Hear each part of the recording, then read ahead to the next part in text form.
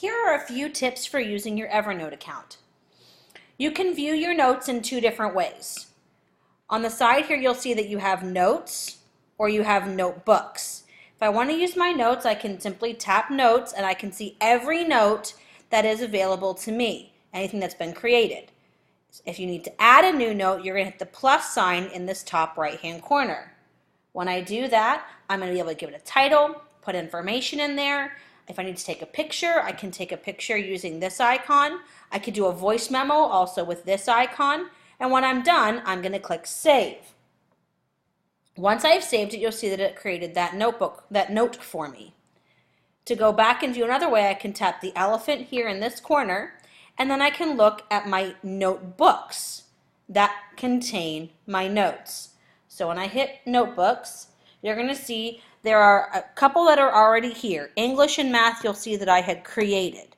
The first notebook is the notebook that Evernote will create for you automatically.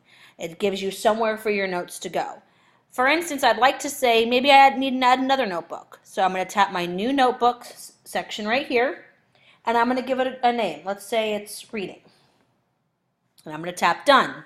It will automatically open the notebook for you, and then you just need to hit the elephant to go back. One of the things that's very helpful in Evernote is to create what they call a stack.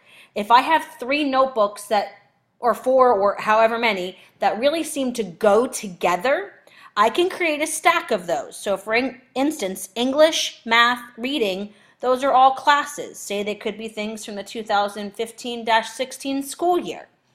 So to be able to make a stack, I'm going to go up here and I'm going to tap Edit. When I tap Edit, I'm going to get one of these eyes with a circle around it for every notebook. If I tap that, it's going to create a spot where it says English, Add to Shortcuts, or Stack. When I tap Stack, there's not going to be any additional options here because I haven't created anything, but I'm going to give it a name. I'm going to call it 2015-16. Maybe these are classes for that year. When I'm done, I'm going to tap Done.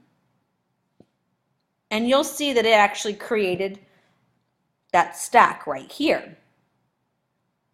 When I'm done with this one, I simply tap Done in the top right-hand corner.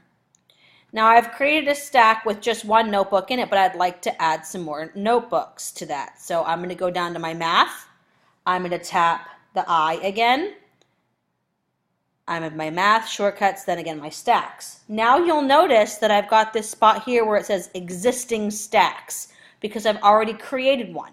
I could create a new stack if I needed to, or I can use the existing one that I have. When I tap here, then tap Done. It wants to double check everything I did.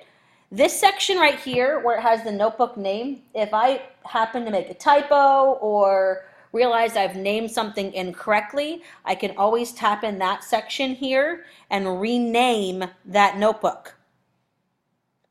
If I don't need to do that, I tap Done and I go on to my next notebook.